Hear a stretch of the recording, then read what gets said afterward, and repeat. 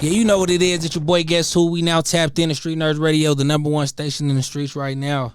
Shout out to our fucking sponsors, Bright Everything, for making this happen. Unique Apparel, go get your merch. Man, we got a special guest. It's good, man. Special fucking guest. Bro, come on, man. Go ahead and introduce yourself for the people who ain't too familiar outside. Hey, what's up, man? It's Kam'Geez, you know, the high-end hustler. Came all the way from the Northeast, Massachusetts to be exact, you know. Came to rock with the street nerds and all that. Got my dog FB with me, too. So, you know how we doing. Man, I like the East Coast, the swag, the how y'all move and shit, bro. So, let's get familiar. How'd you grow up? You know what I'm saying? What was your childhood like out there in Massachusetts? I moved a lot, you know, back and forth, you know, with my parents and shit. My parents wasn't together and shit, so I moved back and forth. So I'll be here and there, but you know, I was off the porch at a young age, you know. So you know how that goes and stuff. Running streets, had to grow up a little fast and stuff. What would you consider jumping off the porch?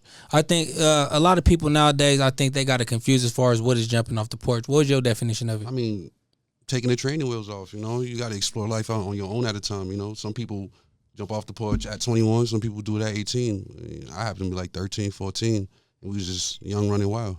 Was it a choice or was it something that you just grew up in? Say both.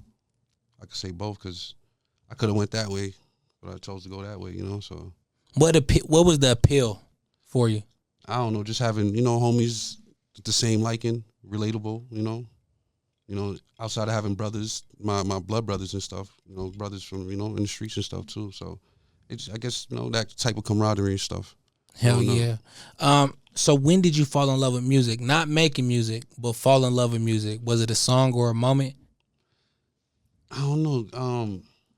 Man, that's a good question because I just grew up just listening. So, you know, I'm the youngest of four, so my older brothers always had like all the latest whatever drops and stuff during those times of me growing up in the 90s and stuff. So, like, I don't know. I just fell in love with it. I gradually fell in love with it. Just grew up loving it. My pops played in the Haitian band too, so I used to go to his practices and stuff. So that's how I just grew into it. How did making music come into your life?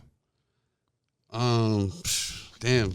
I guess it's, you know, everybody when you in the hood and stuff, everybody want to try that shit out. But, you know what I'm saying? You gotta actually be, you know, when you figure out you're good at it, and it could be it's your talent, and it could also be a hustle. You know, you gonna rock out with it. You know, take it full force and see what you can do with it. From the person you are now to when you jumped off the porch, what would be the biggest wisdom that you would give yourself, or a game? More so trusting in myself, believing in myself, and having more patience.